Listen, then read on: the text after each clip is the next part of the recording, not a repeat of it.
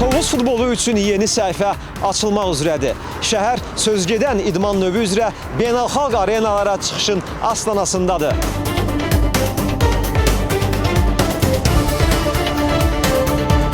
Gözlentimiz yəqin ki, qələbə bizim olur. İnşallah.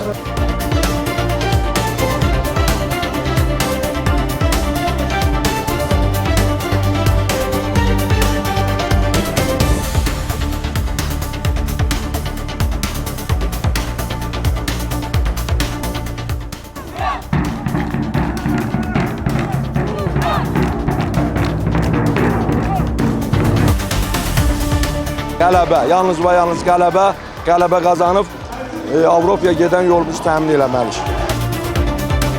Uğurlu mövsüm keçirən Turan Tovuz illər sonra Avrokuboklara vəsiqə qazanmağa çox yaxındır. Qurbanberdiyevin komandası eyni hədəf uğrunda mübarizə aparan Zirə ilə qarşılaşır.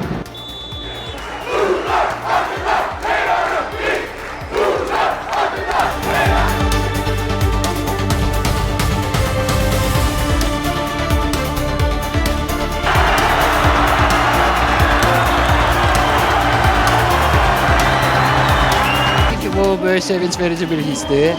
Ama bizim Tovuz komandasını Avropada görmək, komandamızın daha da irəlidə olmağını, zirvələrdə olmağını təbii ki, hər bir Tovuz Azərbaycanlılar və Tovuz əhalisi üçün böyük bir fəxirdir, böyük bir sevincdir.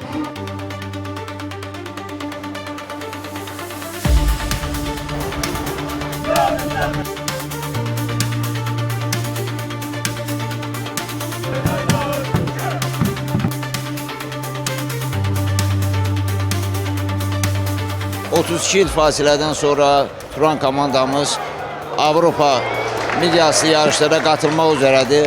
Bu tək məni yox, bütün Tovuzluları, Turan azarkeşlərini sevindirir.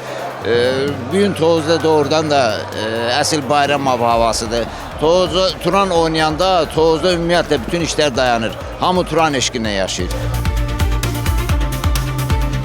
Bir azarkeş kimi çox sevilir. Tüm Tovuz cəmiyyəti çox sevilir. Uğurları bol olsun.